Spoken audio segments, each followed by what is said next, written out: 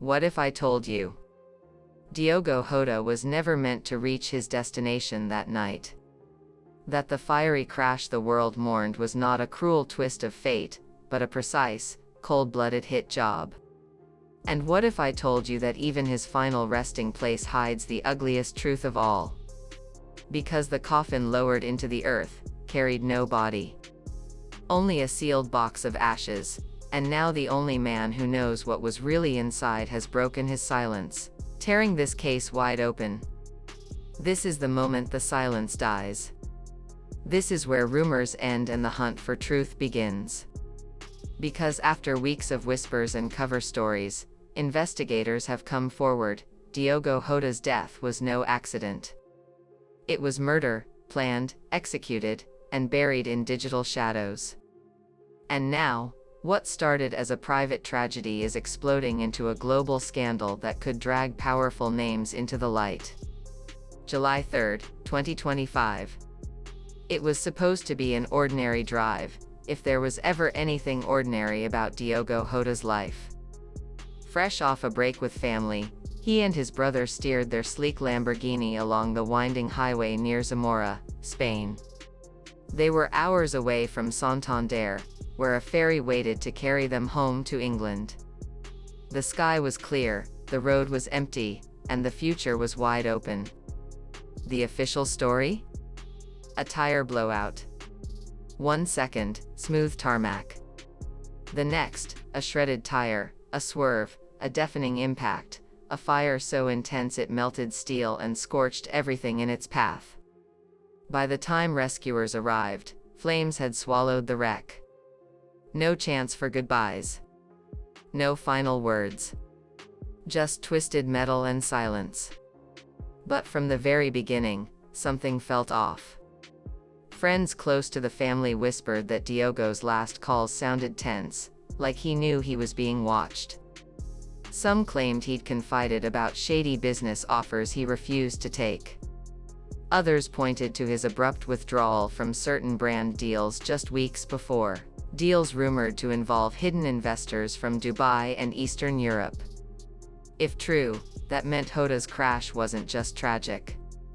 It was suspicious. And the questions kept piling up.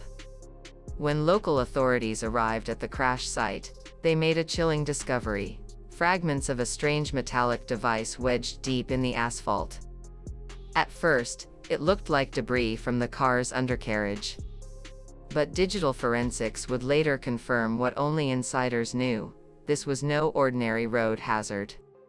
It was a piece of an AI-controlled spike strip, the same technology used in high-risk military convoys in the Middle East. And for days, no one spoke of it publicly. The family grieved in silence.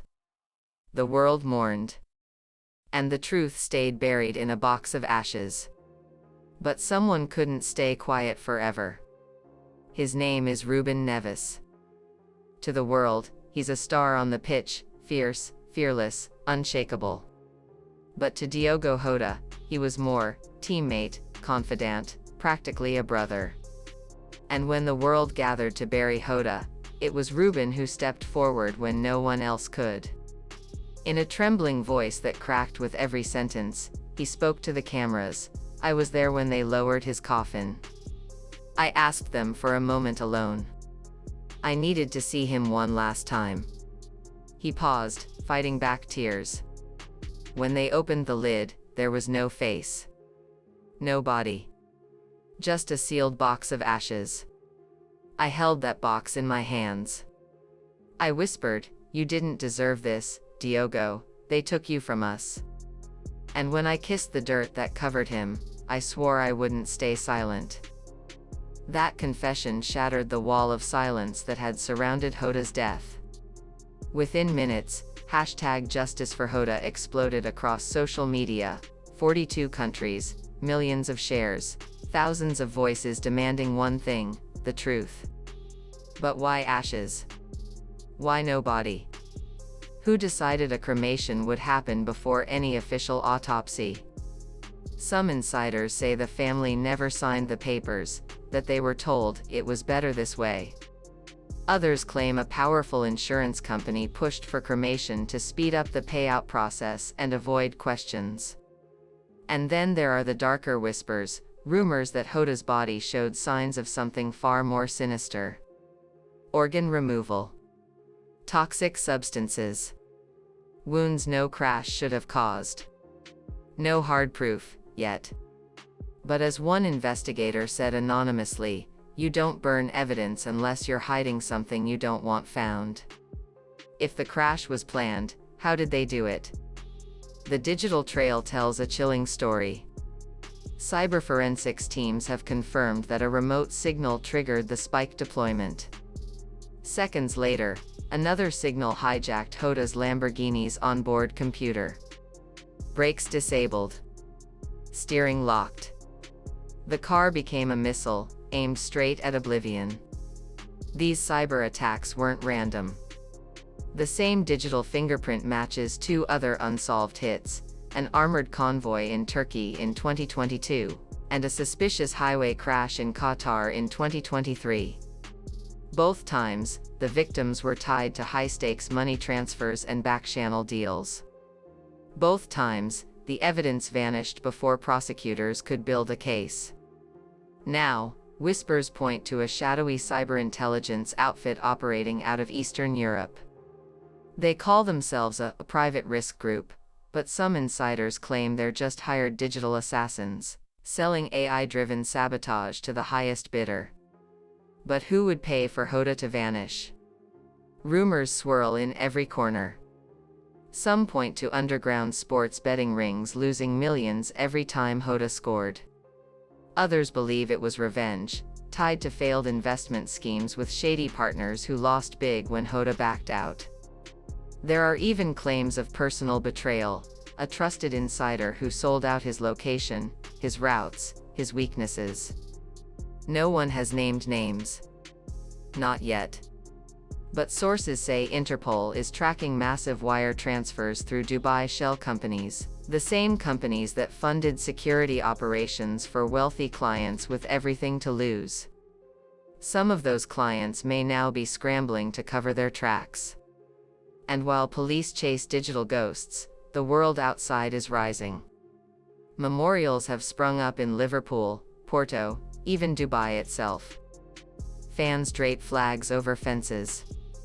They paint murals of Jota smiling, mid-strike, frozen forever in a moment no road spike could erase. Players on rival teams lift shirts to show his name. They kiss his initials when they score. They point to the sky and whisper that word, justice.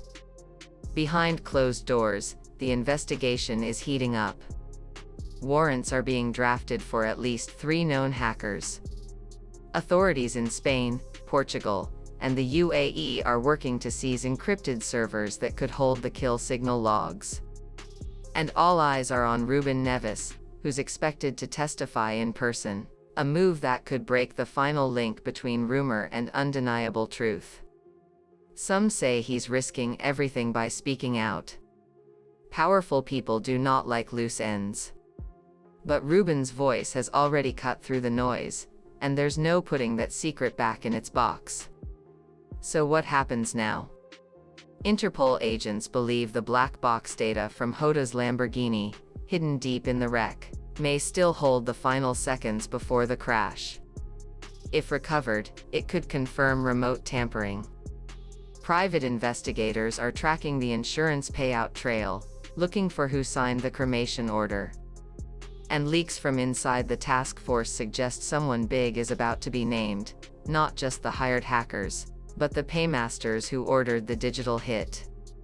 Diogo Jota gave his heart to football, his sweat, his talent, his loyalty. He fought for every goal, every win, every fan who sang his name. And someone decided that was worth more dead than alive. But this time, the silence won't protect them. The digital shadows won't hide them.